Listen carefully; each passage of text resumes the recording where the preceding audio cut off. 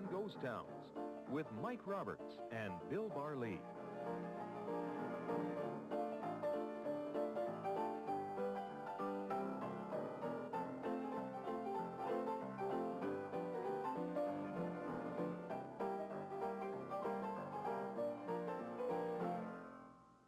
Welcome to Gold Trails and Ghost Towns. I'm Mike Roberts, and with me is Bill Barlee, who for years now has been dragging us all around the country, northern United States, Alberta, British Columbia, Northwest Territories. And today we're not going to a mine town specifically. I never think of this location as a mine town, but what did it start out of on the Thompson River? Well, Mike, what we really have to do is start back in the early history of that Thompson country. So between Kamloops and Cache Creek, that was the northern extension of the Great American Desert. And what it was a grasslands area. And there were some very strange individuals came into that area and some very intriguing characters. And I think we really have to start with the Cornwall brothers. Cornwalls? Yeah. Francis and Henry Cornwall came from England, Cambridge graduates, knew little about ranching, but wanted to carve out an empire of their own. And they so Monty Python, I don't know. It's great. And what they find is a kingdom of grass. And they settle there. And they build a place that they call Ashcroft, named after one of the family homes in England, and this becomes Ashcroft Manor. And these guys bring some of the trappings from England with them. Of course. So they're Cambridge graduates, and they're used to upper echelon society in England. Well, they're titled. They're sure. Gentry. Certainly they are. Yeah. And they also like the fox hunt. Oh. So they dress up in their top hat and the jackets and all the rest, but there are no foxes in that area at this particular time. So what's next best? Coyotes. Got to be coyotes. You're right. So they have the tally-ho and all the rest of it, but they are hunting coyotes. But the coyotes are a fairly wily creature, and really, I guess they don't care. They don't mind. It's the sport, right? Well, sure it is. What must the indigenous residents of this area think of these Brits? The Indians were absolutely astonished that these individuals and they also got some of the local cowboys and some of the ranch hands interested, and they all went out on this so-called coyote fox hunt, and they were just astonished. Mouths were open. They watched this parade of individuals, amazed that they would go out hunting coyotes, which the Indians knew was one of the most intriguing and fascinating and clever of all animals on the Great Range. So what was the upshot of Cromwell, Frank, and Hank? Somehow I see them as sort of Westerners. Did the empire survive? Well, the Cornwalls actually are still in that country, and their original manor is still there. And the reason we're introducing the Cornwall family is because the name Ashcroft Manor gave rise to a very fascinating town not too far away, which we call Ashcroft today. All right. Going to take a break, but when we come back, we'll find that the Cornwalls had little to do with the burgeoning of Ashcroft, and when we come back, we'll tell you that story. Don't go away.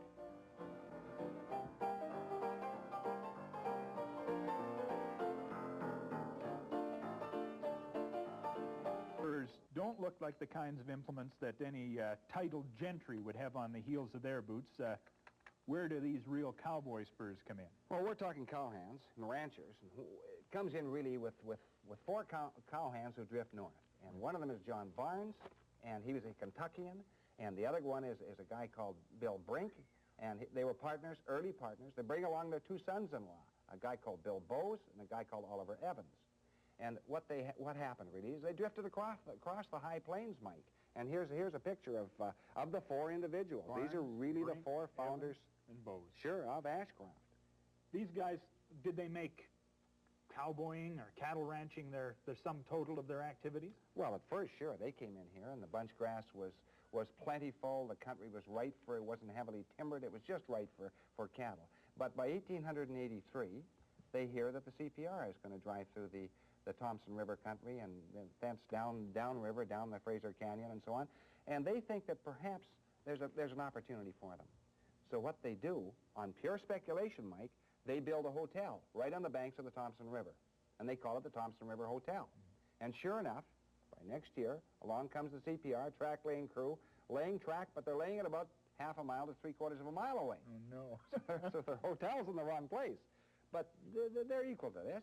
They put it on skids, move it over across the flat, and park it right next to the CPR station. Yeah.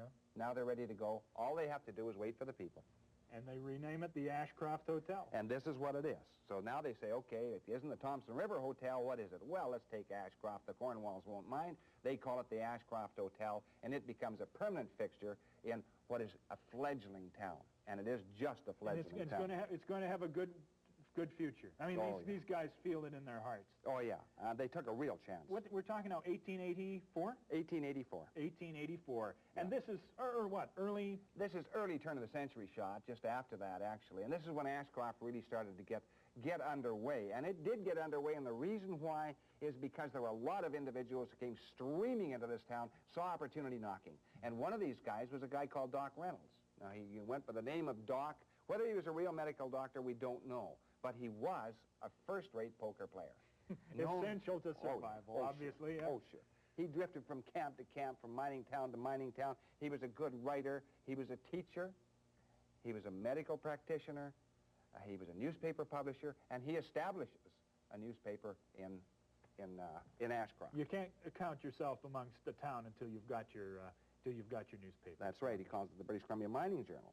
And eventually that becomes the Ashcroft Journal. But he's one of a host of characters who come into town, and they're drawn by really what did happen and really made the town, and this is the entry of the British Columbia Express.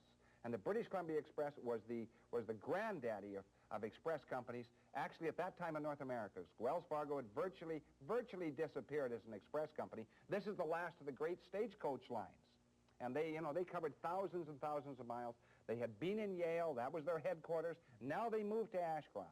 Yale suddenly becomes a has-been town. Ashcroft is suddenly on the map.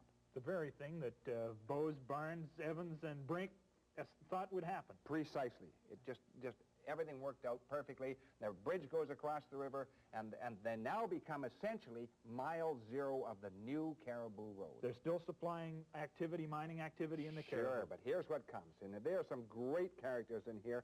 Irving Stout is one of the great bull punchers of the area, with a jerk line, and here's one of the teams lining up, one of the freight teams. How many horses there? Oh, I think there are 16 horses in that particular, and they're running in tandem there, you see. So they have a heavy load. That looks like 3 wagons on the back. Sure it is. Sure it is. This is the semi-trailer of the century, right? They're probably carrying supplies to the mining camps away up in the Cariboo, Mike, in that particular. And we're guessing a little bit, but probably they are. That's a horse-drawn hitch. There are every other kinds of hitch besides horses. Oh, sure. There are mules. There are oxen. Uriah Nelson was one of the mule drivers in the 12-horse teams. And here's another outfit coming through town just on its way out of Ashcroft. And these are very, very good photographs of the time. Look at those people. And the horses, they must have had hundreds and hundreds of horses in order to keep this kind of operation going. Oh, yeah. And remember that so the town is now attracting railroaders, miners, which are working ground to the east. A lot of freight is coming in from the Cariboo, and gold still coming from the Cariboo in decreasing quantities, but still important. And of course, a lot of people are looking for land in the northern part of British Columbia. There's lots of cattle ranching going on, and so it's shipping everything. Oh, sure it is. And here's another, and this is really what made the town. Everybody headed for Ashcroft. Ashcroft was the transportation center of the interior of British Columbia. There's no equal and no rival. Yeah. But who's this Bailey? I mean, now tell me about Bailey. Well, Bailey is actually one of the big freighting outfits in Ashcroft, and there was a Bailey family, and Frank Bailey was one of them, and they had 75 outfits on the go. Mm-hmm. And these guys worked all through the interior, right up into the gold camps, into the far reaches of the Cariboo, into the Chilcotin country, and central Cariboo. They worked east towards Kamloops. They worked west towards Cache Creek and down the Fraser. Big outfit. I got something here which... You always leave this to me. I don't know. What is this, an early ski, or what is this? That is a very rare artifact. And most people look at that and say, well, what is it? I'll pick it up higher. What it is, it's a wheel lock. And this was for the stagecoaches. So when they came down a steep hill, especially when it was icy and skiddy, they had a chain attached to the stagecoach. They threw that out like an anchor, put the wheel under this, and it rocked up onto it so to go down inch, very grudgingly down the hill, instead of down the hill and out of control. You know what? People wouldn't collect this on the basic weight alone of this thing. You have more than one of these? Yeah, I got that from old August Sinclair Milliken. August Sinclair Milliken? Yeah. Where is he? Where was he then? He was in Yale. Very, very fine man. Old friend of mine. I'll just drop it here on this expensive bottle, which you'll later. That is unbelievable.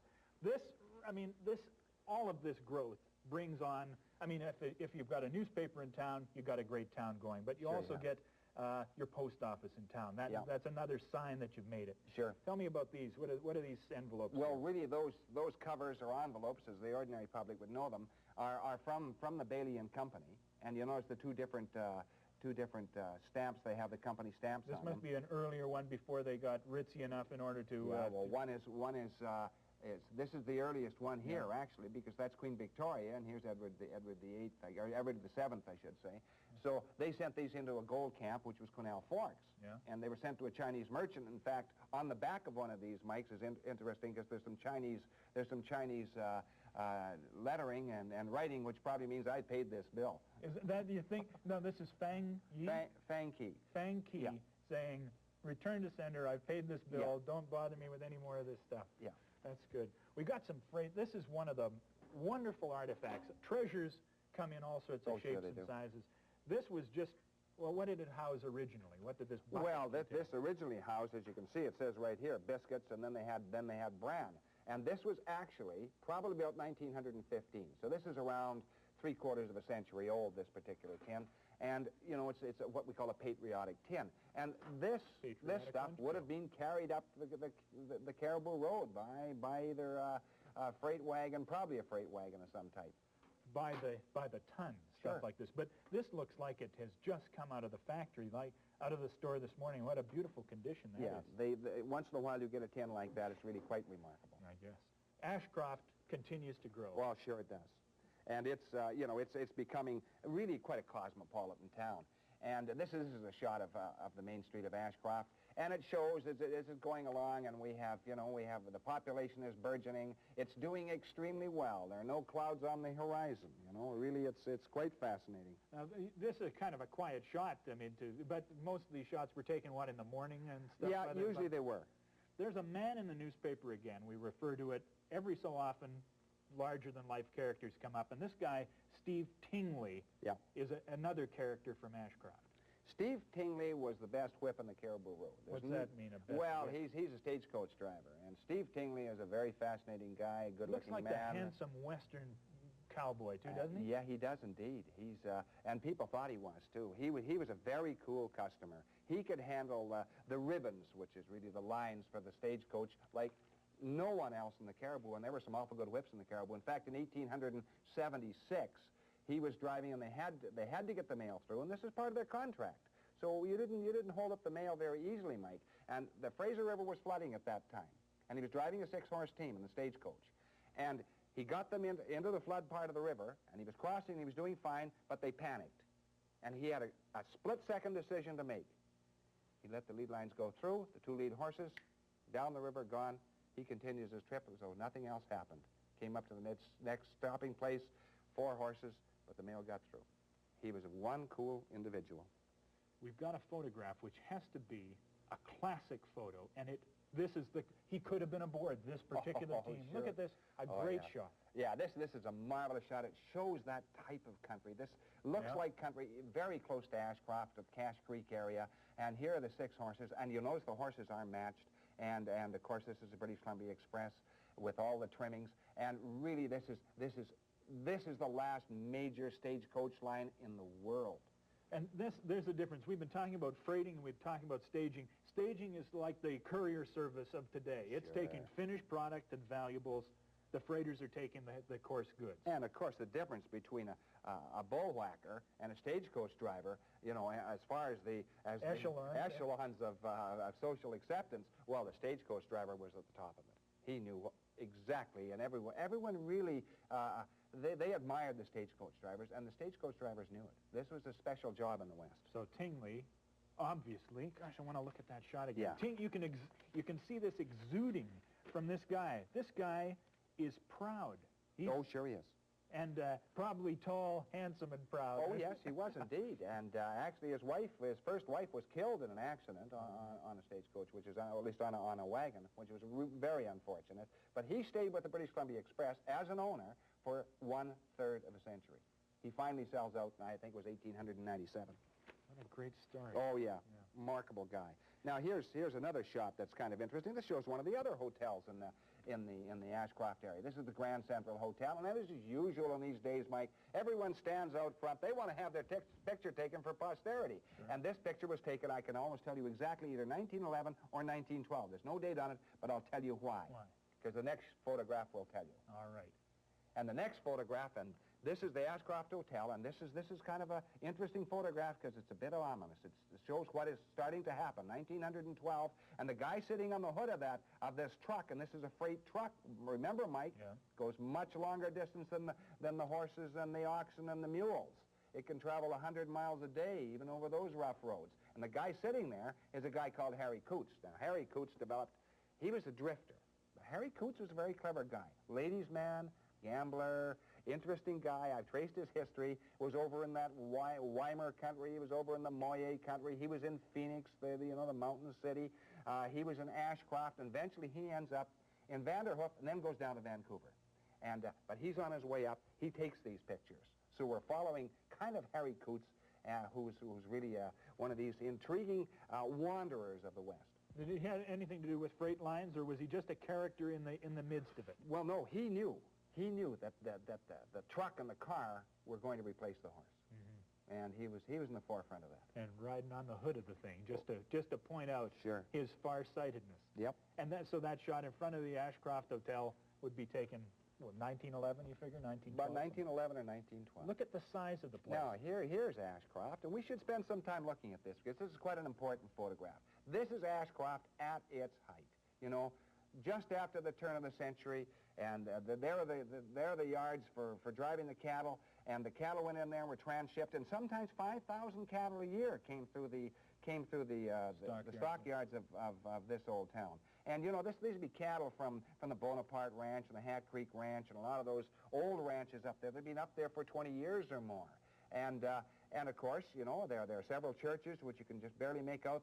The railroad's on the extreme right-hand side of this photograph. Up against the bench up there, right? That's right. You'll see a bridge across the Thompson River. And as far as the eye can see, Mike, as far as the eye can see, this was real ranching country. Now it's gone over the top. Most of the bunch grass is gone, and we haven't the emphasis on ranching, but it's still a significant freighting town and continues that way until 1915. Let's take a break here, and we'll come back in just a second and find out the destiny of Ashcroft right after these words. Don't go away.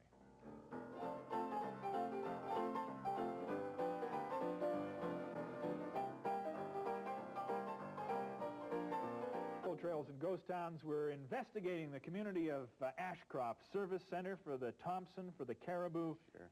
How big did it get? Well, for 3 decades. We come back to this photo, and this is about the height of Ashcroft. But what happens, Mike, is this: in 1915, the PGE, which is the Pacific Great Eastern Railroad, suddenly really makes a move to move north. And when they do this, the end of Ashcroft is very close at hand, because they are going through that country that the freighters and the freighting teams and all the outfits from Ashcroft are serving. And the PGE doesn't mind if it loses money. So what happens is that Ashcroft suddenly ceases to become the great transportation center of the interior of British Columbia, because the PGE has really preempted them. So, well, why? I mean, they survived all right with the CPR, a railway link coming in, and yet all the freighters, what do you mean they didn't mind losing money? Well, I mean, the PGE didn't mind losing money just to get that railroad north. This was a political decision, and so they decided to do that. And it meant that the freighters of Ashcroft couldn't match the PGE. They simply couldn't. Previously, the CPR had come through, and the freighters went north. Yeah. Now the CPR goes through, and the PGE goes north. No room for the freighters, Mike. And that's, well, with hundreds of horses and dozens of wagons and dozens of men, they're immediately out of a job. Sure, the Bailey Company is gone. The old West that those people knew for 30 years, 3 decades, virtually vanishes. The freighting empires are finished. Yeah. And what happens, of course, predictable really, 1916, 1 year after the PGE starts moving into their territory, a horrendous leveling fire hits the business district of Ashcroft. Oh. I've heard this before. Is this written into every town's genesis? Well, sure. It goes through all sorts of towns. I mean, certainly in Cascade City and all the old towns of the West that went over the top. It happened in Phoenix. happened in Cascade, it happened in dozens and dozens of towns. It was certainly a fire that was lit by an arsonist, and it was for insurance benefits, which they undoubtedly got. But after that, really, Ashcroft never approaches its original height. It's still there, Mike. Yeah. It's still sitting on the banks of the Thompson. But, you know, when we drive from Kamloops to Cache Creek and down to Vancouver, you never go through Ashcroft. You have to take a side trip to get to Ashcroft, don't you? Well, I do. I make sure you always go down. Well, not always, but quite often I go down to Ashcroft. I like the feel of the town. I like the feel of the country. Yeah.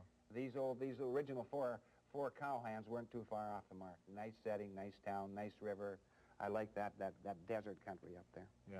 And you can still look at it very much the way that last photograph is. You could still find the same spot, the grasslands and that kind of stuff are all right there. Sure you could.